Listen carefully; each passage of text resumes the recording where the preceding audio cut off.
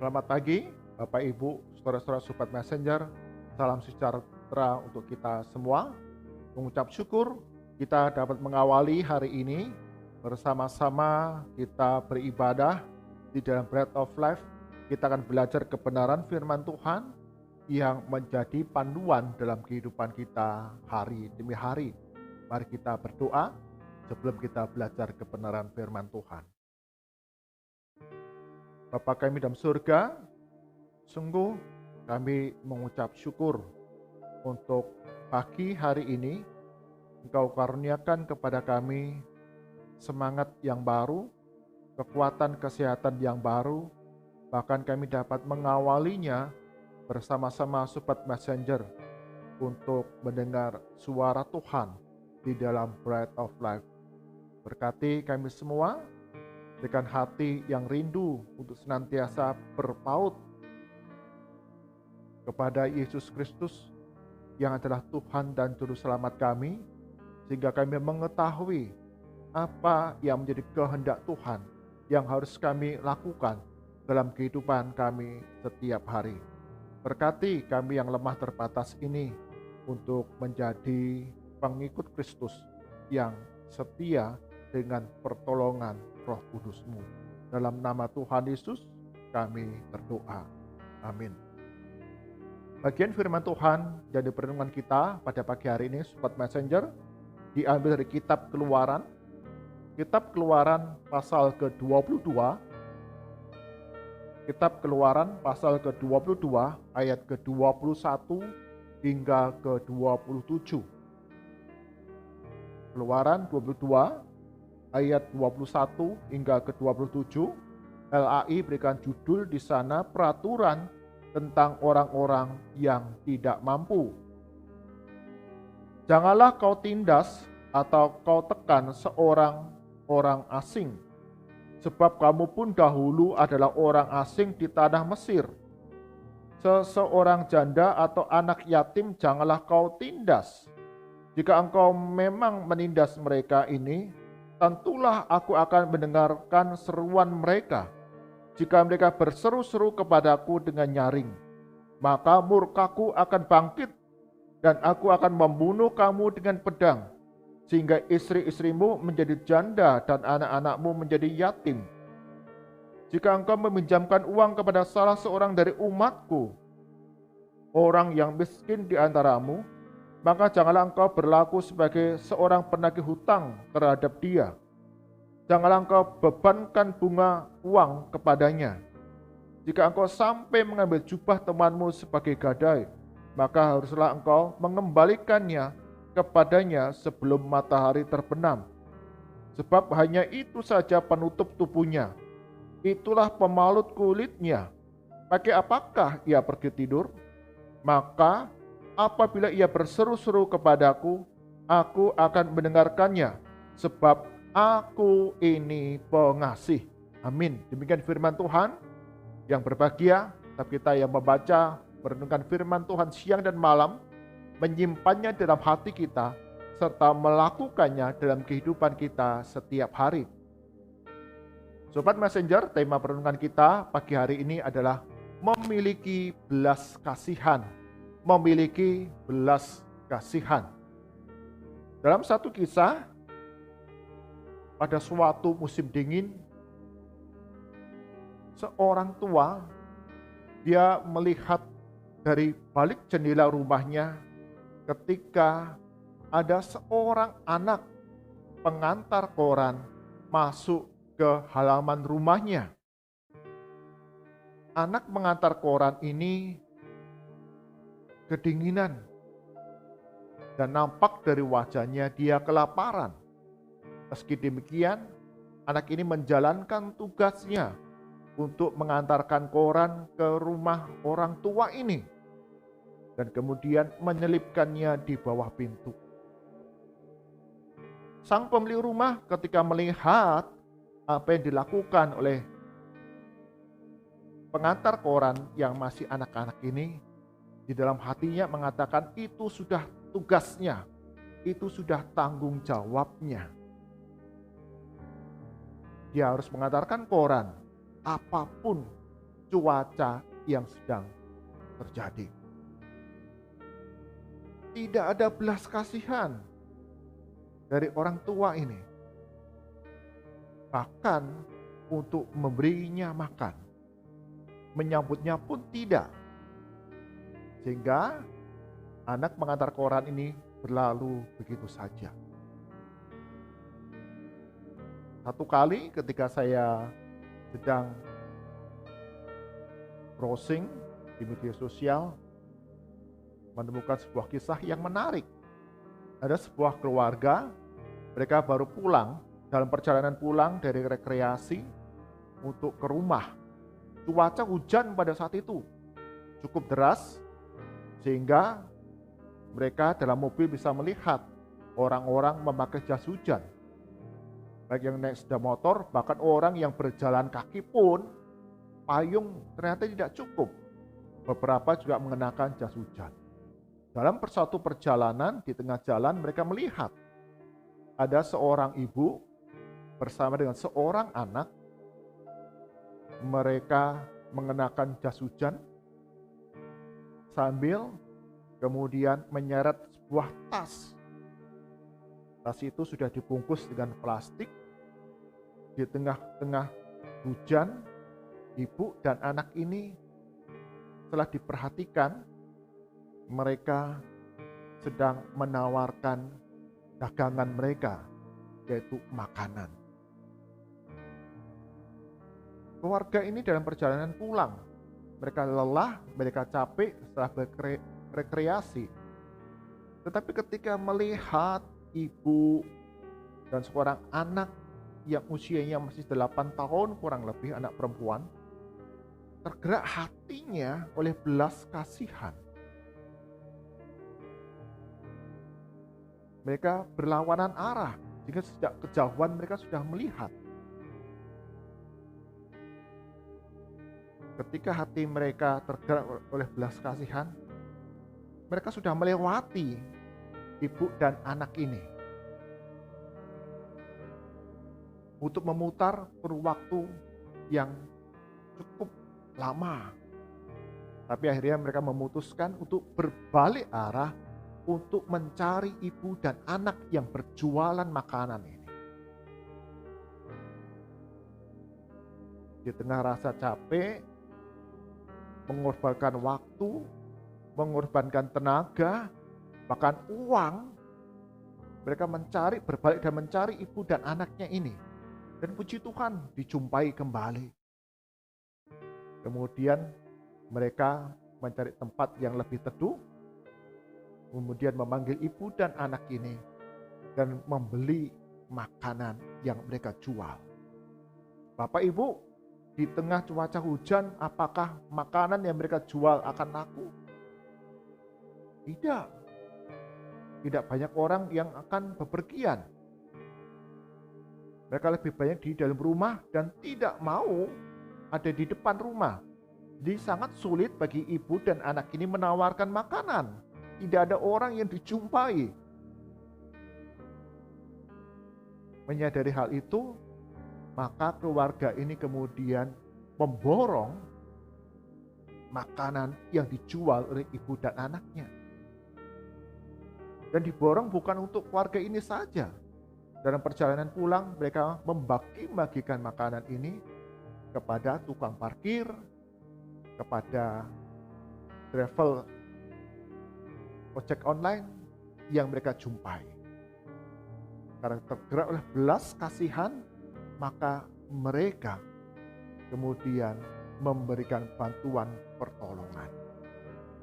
Bapak, Ibu, Saudara yang terkasih Sobat Messenger, demikian juga bagian firman Tuhan yang kita baca pada pagi hari ini.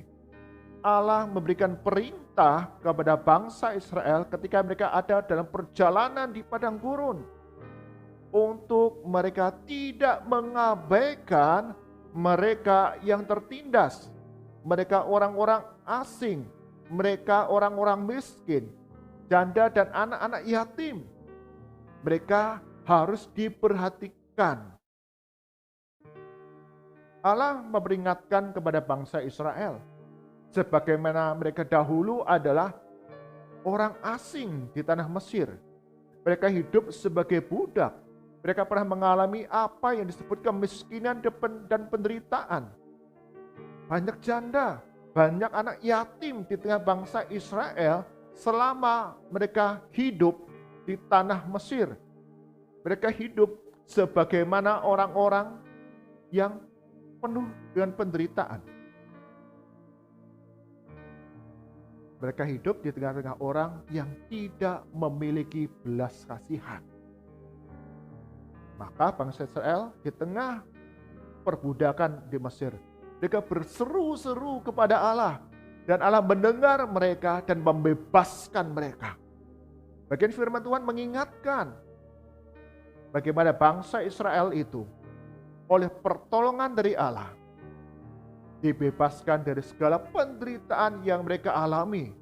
Dan Allah saat itu memperingatkan kepada bangsa Israel untuk mereka memiliki belas kasihan kepada orang-orang asing, kepada para janda, kepada para anak yatim, mereka yang miskin, yang tertindas, untuk memberikan pertolongan kepada mereka.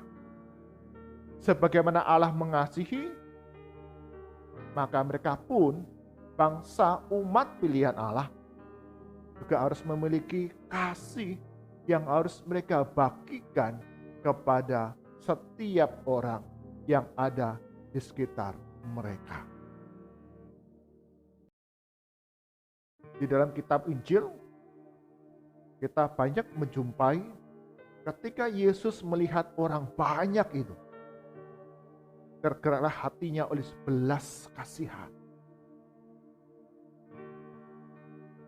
Ketika melihat orang yang sakit, ketika melihat orang yang lumpuh, ketika melihat orang yang berduka, ketika melihat orang-orang yang ada di dalam dosa dan kehilangan arah dalam hidup mereka,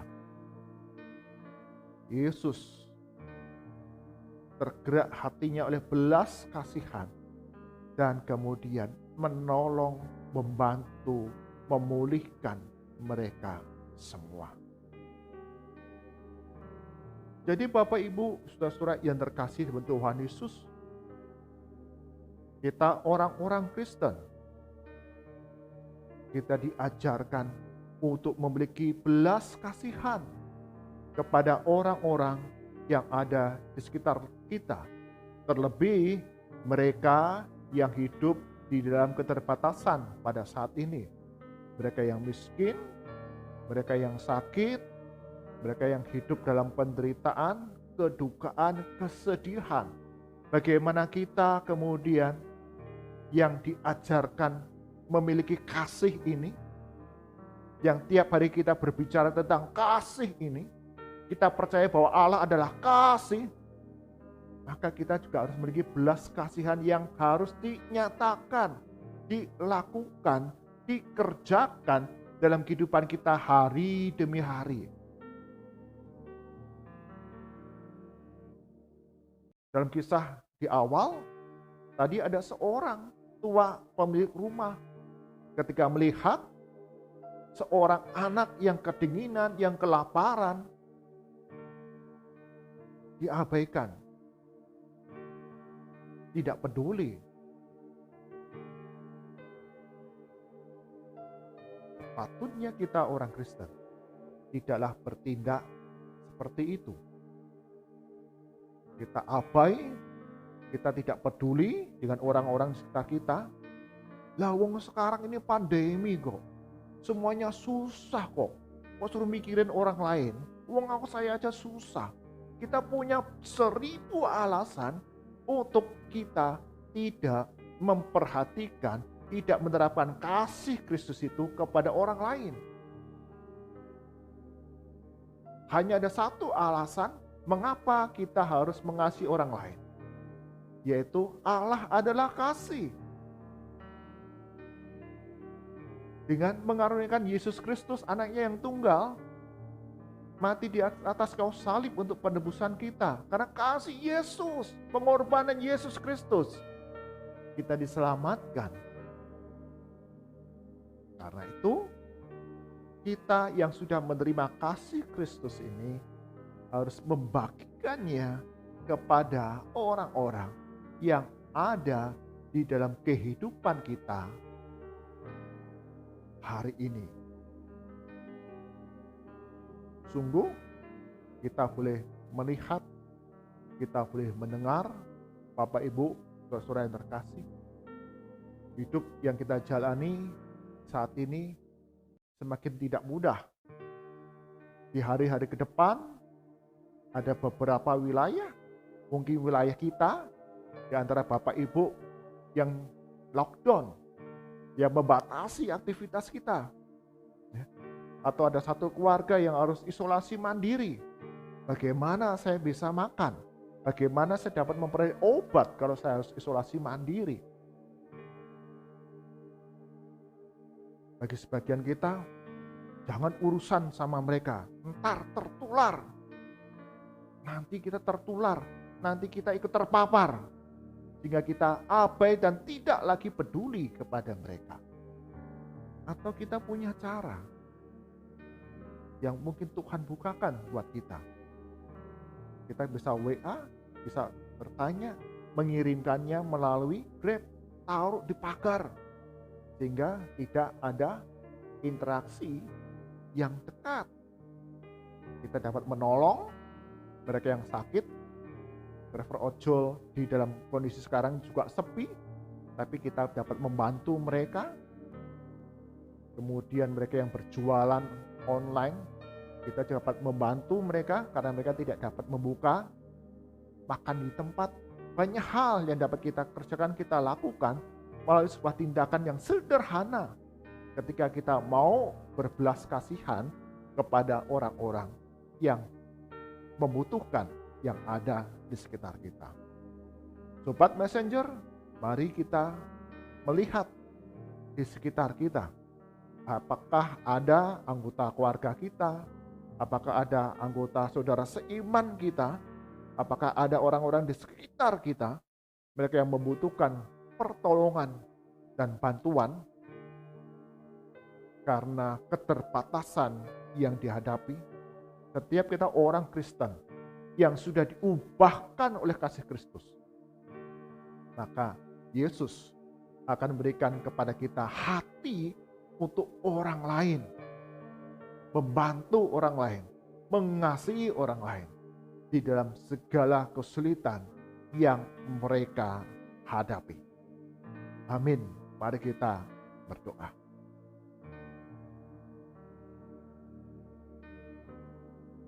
Bapa kami dalam surga, sungguh kami diingatkan kembali sebagaimana Allah sudah mengasihi bangsa Israel. Mereka dibebaskan dari segala perbudakan. Demikian juga Allah memerintahkan kepada bangsa Israel dan setiap kami yang sudah menerima kasih Kristus untuk memiliki belas kasihan, menyatakannya kepada orang-orang yang ada di sekitar kehidupan kami. Mereka yang miskin, mereka yang sakit, mereka yang tertindas, mereka hidup dalam segala keterbatasan. Tuhan berikan hikmat kepada kami, bagaimana kami dapat menolong, memulihkan mereka semua. Berkati Sobat Messenger di dalam masa-masa yang tidak mudah yang harus kami jalani sekarang ini. Berkat Tuhan senantiasa tercurah dalam kehidupan kami.